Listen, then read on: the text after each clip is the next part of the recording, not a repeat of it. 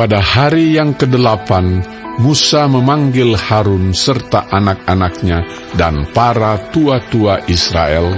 Lalu berkatalah ia kepada Harun, "Ambillah bagimu sendiri seekor lembu muda untuk korban penghapus dosa, dan seekor domba jantan untuk korban bakaran, kedua-duanya yang tidak bercela. Kemudian persembahkanlah itu di hadapan Tuhan. Dan kepada orang Israel, haruslah engkau berkata begini, ambillah seekor kambing jantan untuk korban penghapus dosa, dan seekor anak lembu, dan seekor domba, masing-masing berumur setahun, dan yang tidak bercela, untuk korban bakaran. Dan lagi seekor lembu dan seekor domba jantan untuk korban keselamatan, supaya dikorbankan di hadapan Tuhan, dan korban sajian yang diolah dengan minyak, karena pada hari ini Tuhan akan menampakkan diri kepadamu." Kemudian dibawa merekalah apa yang diperintahkan Musa ke kemah pertemuan. Lalu mendekatlah segenap umat itu dan berdiri di hadapan Tuhan. Kata Musa, "Inilah firman yang diperintahkan Tuhan kamu perbuat, agar kemuliaan Tuhan tampak kepadamu." Kata Musa kepada Harun, "Datanglah mendekat kepada mezbah, olahlah korban penghapus dosa dan korban bakaranmu, dan adakanlah pendamaian bagimu sendiri dan bagi bangsa itu. Sesudah itu, olahlah persembahan bangsa itu, dan adakanlah pendamaian bagi mereka, seperti yang diperintahkan Tuhan." Maka mendekatlah Harun kepada mezbah, dan disembelihnyalah anak lembu yang akan menjadi korban penghapus dosa baginya sendiri. Anak-anak Harun menyampaikan darah lembu itu kepadanya, dan Harun mencelupkan jarinya ke dalam darah itu dan membubuhnya pada tanduk-tanduk mezbah. Darah selebihnya dituangkannya pada bagian bawah mezbah.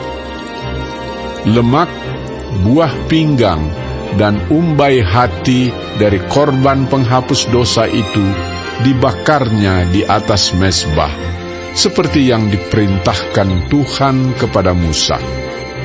Tetapi daging dan kulitnya dibakarnya habis di luar perkemahan. Kemudian ia menyembelih korban bakaran, lalu anak-anak Harun menyerahkan darah korban itu kepadanya. Maka Harun menyiramkannya pada mezbah sekelilingnya.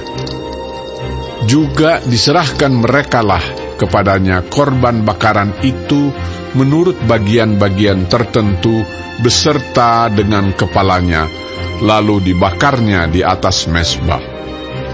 Isi perut dan betisnya dibasuhnya dan dibakarnya dengan korban bakaran di atas mezbah. Sesudah itu dibawanya persembahan bangsa ke mezbah. Diambilnyalah kambing jantan yang akan menjadi korban penghapus dosa yang bagi bangsa itu, lalu disembelihnya dan dipersembahkannya sebagai korban penghapus dosa seperti yang pertama. Kemudian dibawanyalah korban bakaran ke mezbah, dan diolahnya sesuai dengan peraturan. Selanjutnya dibawanyalah korban sajian dan diambilnya segenggam daripadanya, lalu dibakarnya di atas mezbah di samping korban bakaran pada waktu pagi. Ia menyembelih juga lembu dan domba jantan yang akan menjadi korban keselamatan bagi bangsa itu. Lalu anak-anak Harun menyerahkan darah korban itu kepadanya, maka Harun menyiramkannya pada mezbah sekelilingnya. Tetapi segala lemak dari lembu dan dari domba jantan itu, yakni ekor yang berlemak, lemak yang menutupi isi perut, buah pinggang dan umbai hati. Segala lemak itu diletakkan mereka di atas dada kedua korban itu, lalu Harun membakar segala lemak itu di atas mezbah. Dada dan paha kanan itu dipersembahkan Harun sebagai persembahan unjukan di hadapan Tuhan, seperti yang diperintahkan Musa.